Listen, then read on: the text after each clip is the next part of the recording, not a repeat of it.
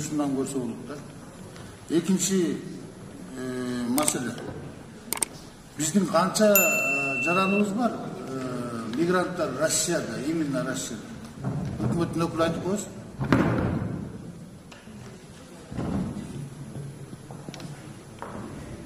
$500.000'ge jakın jaranımız var. Ofitsialda. Makul 500.000 değil. Oşonun kançası geldi uşul karantin ubagында Kırgızстанга alıp geldiler.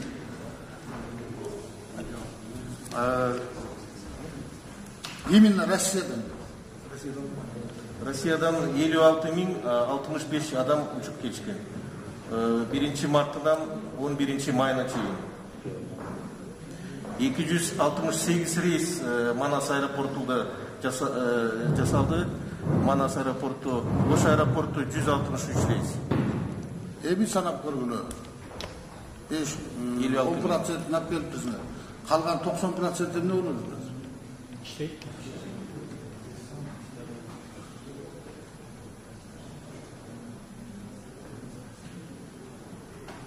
Atken sebebi buna ben görüp oturam da. Bir daha hükümet, ministerstvolar, özgür aytып otasыңар, Bintrans süйлөшүүлөр жүргүзүп атабыз деп. Biz чечпейбиz. Ал жактан уруксат болбой атат деп.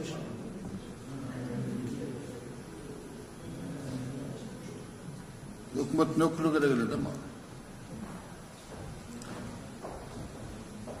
Чечпейбиz деп атасыңар. Анда hükümet эмне süйлөшүүлөр жүргүзүп атат азыр. Kim söylüyor da hükümettir?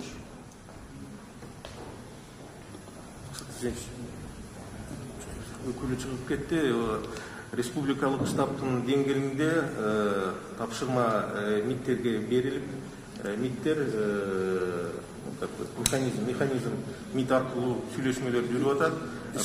Мен айтып атпайм. Биздин мынакей мен таң калып атам да, именно ЕАЭС мамлекеттеринен биз өзүбүз ошол өлкөмдө ошого кошулуп туруп ушул мамлекеттерден чыгара албай атабыз. Казакстандан, Россиядан чыгара албай атабыз дагы. Эмират мынакей канча рейс жасап берип атат. Европадан келип атат. Башка жактардан биздин жарандарга акчалай жардам берип атышат. Именно ЕСтин мүчөсү болуп туруп, биз ушул иштерге чыга албаган үчүн өкмөттүн баркы жок да биз ЕСтин ичинде. Ошол үчүн өкмөт төөрдү менен кетиш керек да. İştebegenden keyin. Muna bizde biznes жасап атышат мына азыр. Гуманитарный помощтун баары кайда кетип атат? Кимге, кайда, эмнеге берилип атат? Башка мамлекеттер акчалай берип атат. Бул бизде болсо магазиндерди тендерге катыштырып коюп, мэрлер, акимдер, шаарлардын баары тең ошолордун продуктларын алып таратып атышат. Бул чисто бизнес да.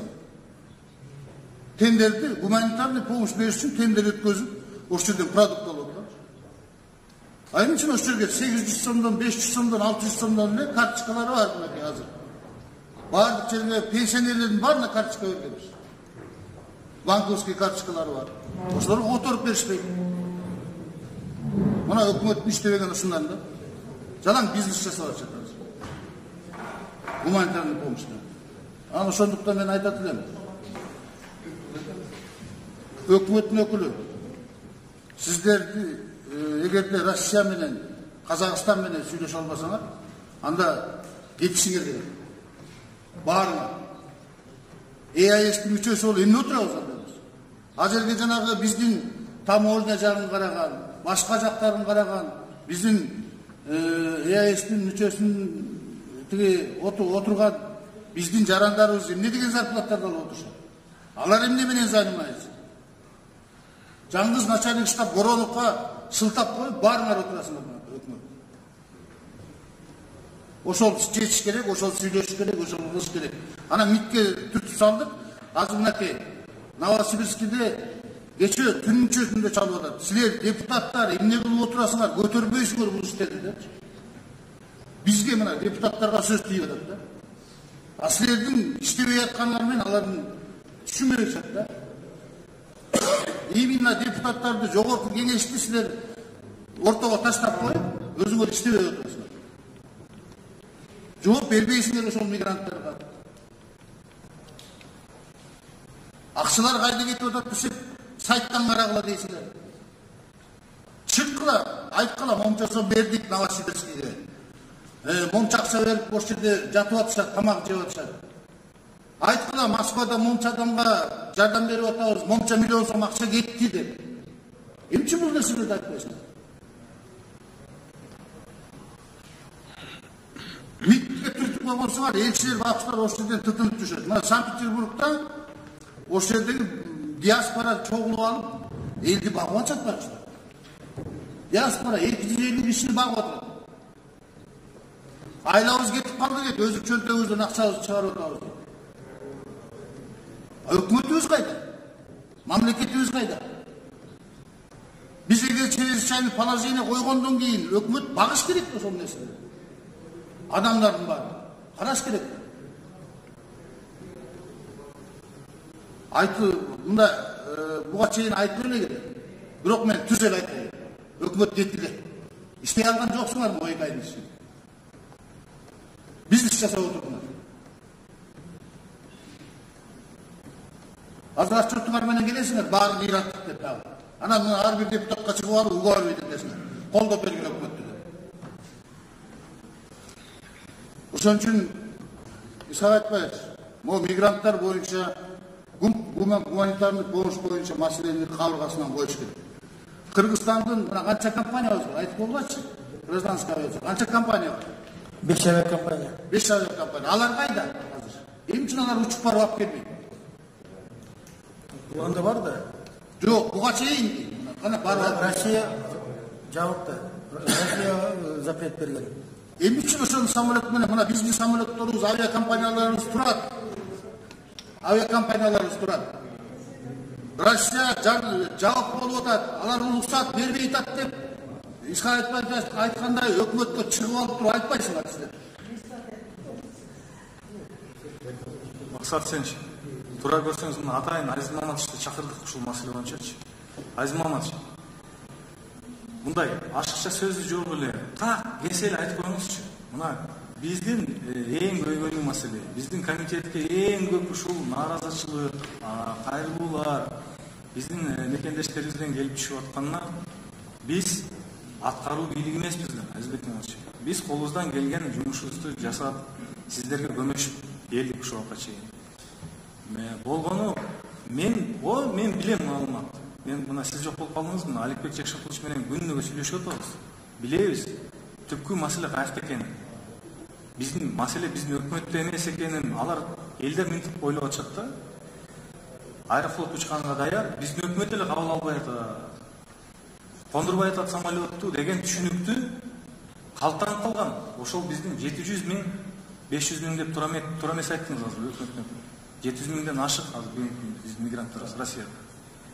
Ошону Азизбек Маматович, мына сиз тышкы иштер министринин орун басары катары буну биздин комитетке жеткирбей эле бир так өзүңүздөрдүн пресс-секретарыңар аркылуу айтсаңыздар болот эле да.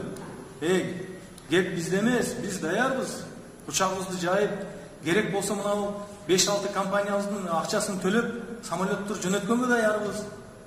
Болбосо ишкерлерибиз даяр алып келгени. Жада калса ал биздин мына канчалаган жүздөгөн жарандарыбыз кайрылып атат. Бизге акчаңардын деле кереги жок. Биз өзүбүз билет алып келебиз. Өзүбүздүн акчабызга. Бизге только ачып бергиле самолет. Чегараны ачып бергиле деп атат.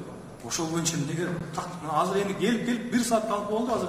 Деге ДГАнын эмеси айтып атат, Россия жабык деп. Ошо Россия жабык деп эмнеге так айтпайсыңар мындай расмий түрдө. Азизбек Маматович, Максат сен иштин эмесин так эметип коюңузчу. Биринчиден бул иш бүгүнкү күнү жүрүп атат, өзүңүздөр билесиздер. Мына май айында эле 951 гражданин алып келинди. Май айынын ичинде өзү ошол аба регулярдык рейстер токтогон күндөн баштап бүгүнкүгө чейин 8830 биздин граждан келди. Ошол аба мейкиндиги жабылгандан кийин Турция менен Россия менен бүгүнкү күндө бизге кайрылгандардын саны 58 өлкөдөн 8712 биздин граждан кайрылган, биз кетебиз. Иш бул боюнча жүрүп атат. Мына жакында эле билесиздер, Солилецкиден, Арабский Эмираттан, Таиландтан, анан Европа мамлекеттеринен кишилер келди. Бул эми иш мындай пландуу түрдө болуп атат, бирок бүгүнкү күндө алар каттамдары токтогон. Бул ар бир рейске мындайча айтканда жогорку деңгээлдеги сүйлөшүүлөрдүн негизинде жүрүп атат да. Ошондуктан бул ишти биз уланта беребиз. Бул иш уланат. Бүгүнкү күндө бизде Азиз Маматович, мен кечирим сурайм. Мен так суроо бердим да. Биздин жарандардын арасында ушундай ой болуп атат. Аэрофлот айтып аткан эмес. Силердин өкмөтүңөр кабыл албай атат. Биз азыр десе азыр учканга даярбыз. Ушул жалган же чын деп айтпайбыз. бул туура эмес. Ошентип Бүгүнкү так айтыңыз күндө да. Авам эркиндиги Россия Федерациясы менен жабык. Бүгүнкү күндө ошондой. Муну бул 16-марттан бери жабык. Муну бардык эки киши билет бардык. Эгер дагы жол берсе. Мына мен мага келген сообщениялардан окуп билетим бар. Бирок ишканалар жабылып 2 айдан бери жатып 11 000 сом карыз болуп кете албай отурам. Сураныш жооп берип коюңузчу. Мен эмне деп жооп берем? Урматтуу Сабиров Максат, сиз ЖКнын депутатысыз, же жооп бере албайсызбы? Жообун айтып коюңузчу деп. Азыр мына бүгүн келип атат. Россиядагы посольствода таанышыңыз барбы? Список түзүп атыптыр, сураныш сиздер сүйлөшүп, мен 17-майга учакка илештирип коюңузчу, кетип калайын. Карыз болуп баратам күндөн. Мындай да эми багыштар бияктан айтып атат да, посольствода таанышыңыз барбы, жаздырып коюңузчу деп. Асад Сенч, азыр мына Азиз Маматовичтан так жооп наконец-то алдык. Андай мен ойлойм, бардыгыбызда 100 деп саналат андай сообщение. Минут сайын келип атат. Даже үлгүрбөй жооп бергенге даже үлгүрбөй бизде эмебиз деле калбады. 8 000 кишиге бул азыр бул жөн эле силерге жазылган заявление болуш керек буларга. Айрылбай бүтүп жатканы канча? 1 миллион демеш. 1 миллион değil мигрантыбыз 8 000 канча процент? Баягы бизде 6 000дей Россия Федерациясында билети бар, колунда билети бар граждандар бар. Аэрофлот, Россиянын компаниялары акыркы күнгө чейин билет сата беришкен да булар. Ошол билети барлар, колундагы билети барлар бар.